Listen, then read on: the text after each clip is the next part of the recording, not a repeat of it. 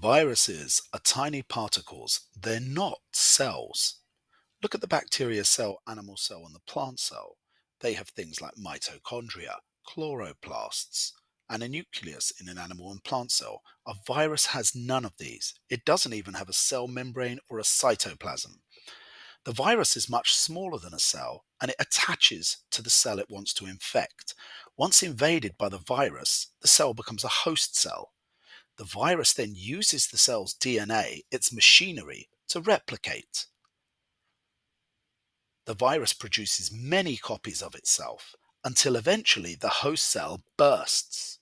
The viruses then go and invade or infect other cells, and the process repeats again. The reason we feel sick when we have been infected by a virus is that it is replicating and bursting our cells. Let's get to the marks.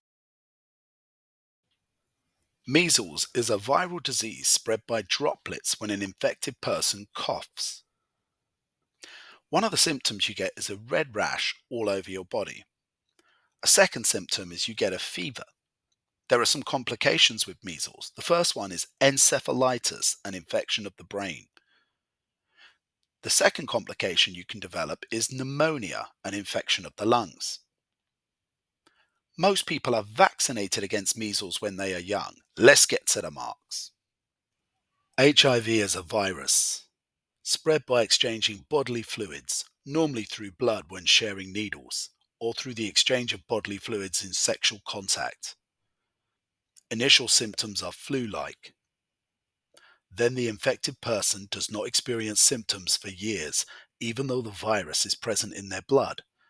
HIV infects and destroys our white blood cells, known as our immune system. At a certain point, the immune system is so badly damaged the patient cannot cope with other infections and cancer.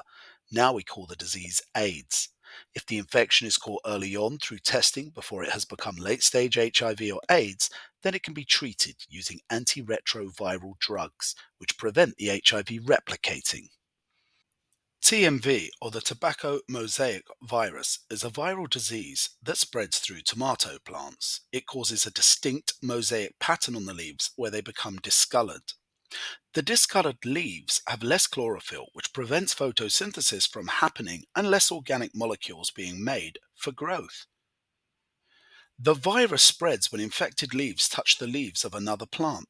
Therefore, it is important to keep adequate space between the leaves to prevent spread throughout the crop. Alright guys, time for some exam questions, so you might want to pause the video and then unpause as each answer comes up. Remember to subscribe and like the channel.